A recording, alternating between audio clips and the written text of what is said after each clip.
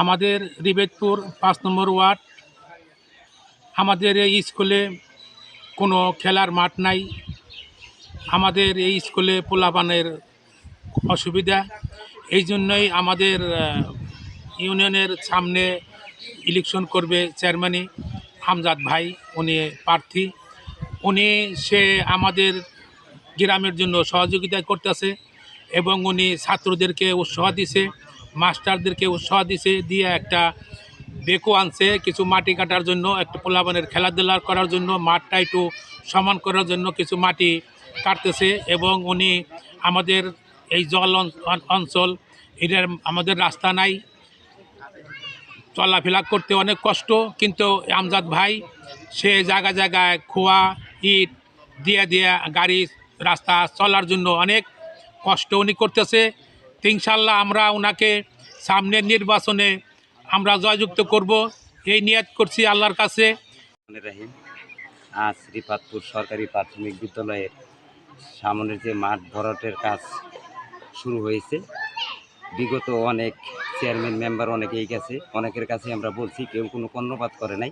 Chairman হয় না sir, ওই আমজাদ হোসেন তার নাম, অনেক করতেছে এই জায়গার মাঠের নিকা, বহুত কাম করতেছে।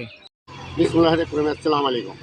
আমাকে আমজাদ ভাই ভালো মনের লোক, সে আমার ৫ নম্বর ওয়ার্ডে স্কুলের সামনে, প্রাইমারি স্কুলের সামনে এসে দেখছে মাঠটা খুব খারাপ। উনি কিছু অনুদান দিয়ে মাঠটা আমার পরিষ্কার করতেছে। বর্তমান কাজটা চলমান, উনি এই কাজটা আমাদের করিয়ে দিতেছে।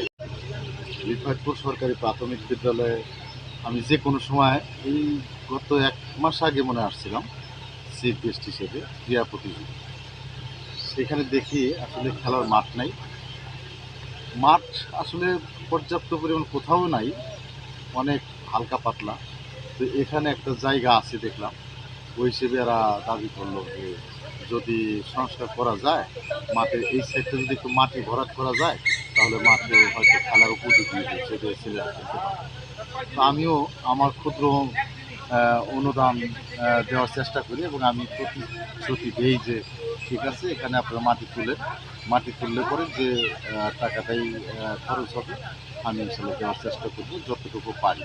তো সেই ক্ষেত্রে আমি টাকা পরিমাণটা আমি নাই বললাম।